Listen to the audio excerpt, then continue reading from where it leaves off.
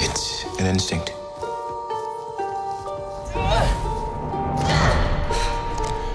A feeling. The Force brought us together.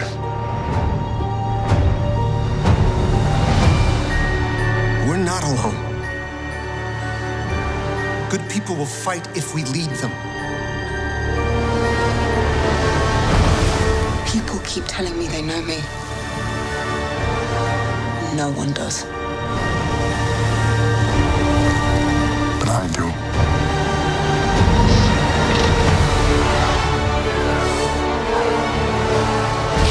Long have I waited. And now, you're coming together.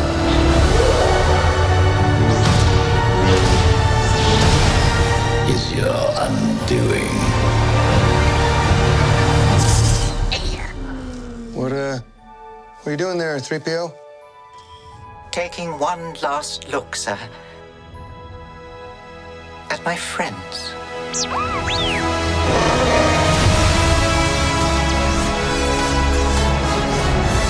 Confronting fear is the destiny of a Jedi.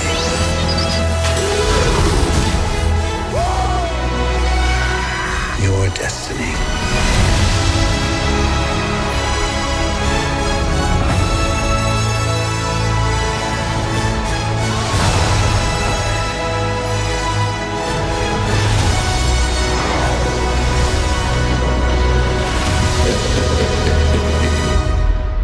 The Force will be with you. Always.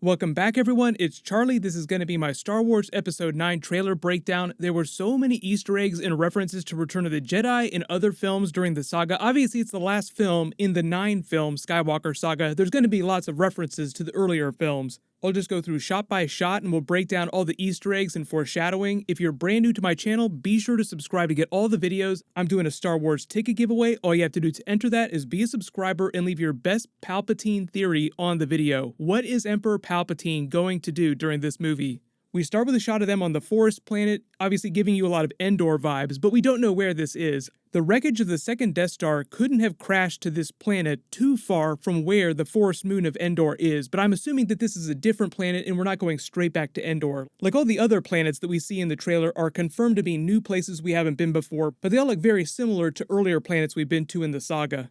The helmet that she throws down looks just like the helmets that they wore during the speeder chase during Return of the Jedi. She seems like she's in the middle of the training exercise because she's running through the jungle with a repaired version of Anakin Skywalker's lightsaber, deflecting a blast from what seems like the same type of small training droid that Luke used during A New Hope. Pretty identifiable as a second Death Star that she's running through trying to jump from place to place. The large structure behind her also seems like the same type of console that Obi-Wan disabled during A New Hope.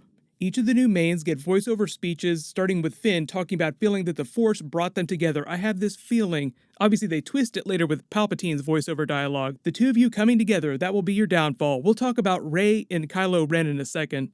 Poe gets his speech about how good people will join the Resistance if they lead them well because they are desperately in need of reinforcements to fight the First Order. So obviously you don't see a ton of First Order ships. It all seems like classic Star Destroyers. I'll talk about that in a second too. But the idea is that there's been a small time jump since the end of Last Jedi, enough time for Rey to do more Force training, so she has a couple new Force abilities, but they've also had time to replenish some of their forces. That's where Lando comes in. Because you look here at this giant shot of the Resistance fleet, this is going to be like the Battle of Endor times 1,000. You notice when the Falcon swoops into formation in front of them, the Ghost from Star Wars Rebels is right here on the right-hand side. They also used that during Rogue One, but it was kind of in the background. We finally get another new shot of Lando talking to them while they're battle planning. You see Rose Tico come back. This is them standing in front of Poe's X-Wing. This is one of the Corellian corvettes taking off the Force planet, just like Yavin 4 during A New Hope, obviously referencing other films during the franchise. There are a couple notable forest planets within the Star Wars canon. Yavin 4 and Endor are just the two big ones. One thing you may have noticed with the new Star Wars films that they've done with the capital ships that they didn't do in the original trilogy is that they've shown them taking off and flying around in orbit. Normally in the classic trilogy, you only see these giant big ships when they're flying around in the vacuum of space. But one of the coolest shots in this trailer is of the Imperial classic Star Destroyer just rising, crashing through this ice, whichever planet this is on. Then Rey references the fact that everyone thinks that she's someone special, someone familiar to them, but she still doesn't have any more information about where she comes from, who she is. This is her preparing for her fight with Kylo Ren on the second Death Star, him just walking through. They said that they filmed this forever, and it was raining the whole time, just water everywhere. He says that he knows her, but I think that he's speaking metaphorically, like he sees something similar in her, not that he's literally holding her birth certificate or anything like that.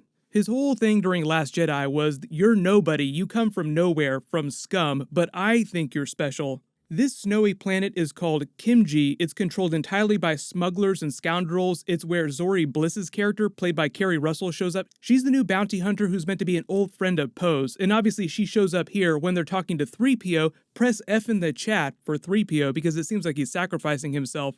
But then you see what seems like Palpatine's Sith throne. It's kind of hard to tell where this is or if it's inside the wreckage of the second Death Star or somewhere else because it seems like there's all these rock formations behind the throne. His dialogue is a twist of Finn's voiceover speech. Like Finn was saying that it's a good thing that the Force brought them together, but Palpatine is saying that them coming together will be their downfall. But I think this is the twist, is that Palpatine is only talking about Kylo Ren and Rey. The two of you coming together will be your downfall.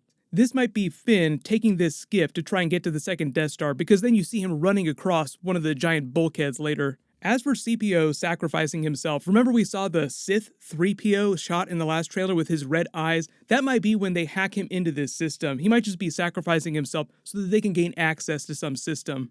If anyone's going to make it out of this 9-film saga alive though, you'd at least hope that it would be R2-D2 because there has to be somebody to survive to tell the tale of what happened, and that was kind of R2-D2's role in the classic films. He was the one that carried the message to tell the story and give people information. Help me, Obi-Wan Kenobi, you're my only hope.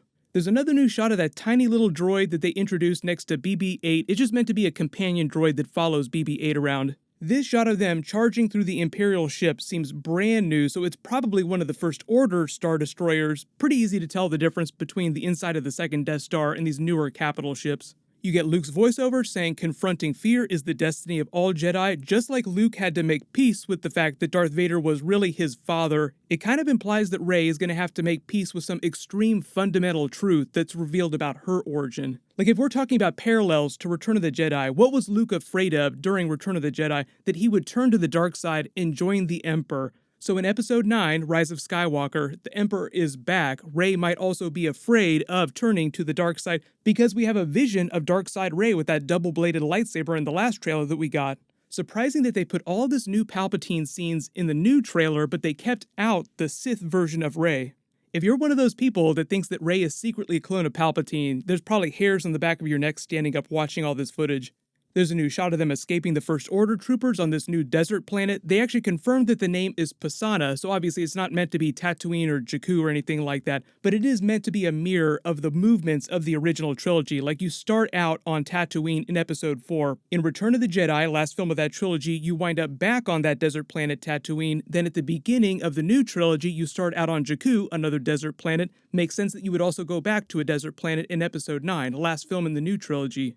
Lando and Chewie back together again, flying the Falcon, just like he did during Return of the Jedi, coming full circle, since the Falcon was originally his to begin with. Not a scratch on her, even though technically I believe Han bequeathed it to Rey, but really I feel like Chewie should actually be the owner of the Falcon right now, and Rey just borrows it from him every once in a while. These just seem like all the classic Imperial Star Destroyers from the original trilogy. This shot of them riding those horse-like creatures across the bulkheads of the Star Destroyers is probably just before they leave whatever planet they're on and head up into orbit. Like you see even more of them off in the background, slowly taking off. This character at the head leading their charge is Naomi Ackie's brand new character. Don't know what the name of her character is. Then we see, probably giving you a bunch of flashbacks, Kylo Ren and Rey inside the wreckage of the Emperor's throne room on the second Death Star. So this is progression of Kylo Ren Rey footage, where first you see them fighting outside, but then you see them working together inside the second Death Star. So it's like we're slowly traveling to the innermost cave if you're talking about Joseph Campbell's hero's journey, and you eventually see the two of them with probably the most interesting shot in the trailer inside this weird white room. There's a scene of Kylo Ren and Rey smashing this black structure. This might be something connected to the Emperor inside the second Death Star, some communication device where he's speaking to them. It's too blurry to make it out really specifically, but my first instinct actually when I saw this was that they were smashing Darth Vader's helmet, so it could be connected to that too. Because the design language of this white room is different from anything that we've seen in Star Wars before, but it feels very 70s, old school, like it's very similar to what you would have seen inside the second Death Star, like a special secret room that the Emperor had that we never saw inside that Death Star.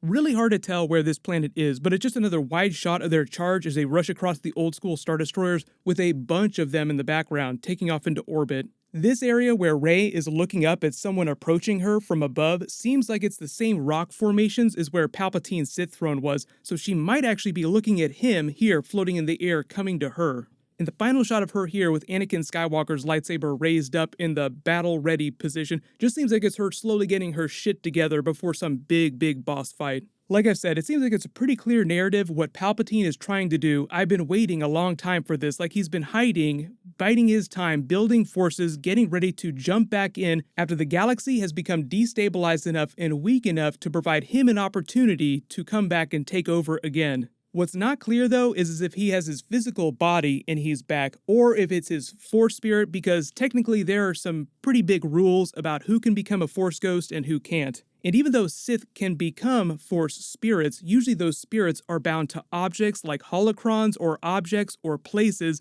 so the Emperor's spirit might just be trapped inside the second Death Star this whole time. I've already talked about theories about how he's trying to inhabit someone's body to come back, but I would not be surprised if they go for the Dark Empire twist where there are special cloning tanks where he's been trying to inhabit new people's bodies to really come back. The whole idea though, Rise of Skywalker, I think implies redemption of Ben Solo, so somehow he will redeem himself and defeat Palpatine. If we're talking about parallels to Return of the Jedi, pull a Darth Vader and throw him down another shaft, but this time the death will stick, because it clearly did not stick when Darth Vader tried to kill him.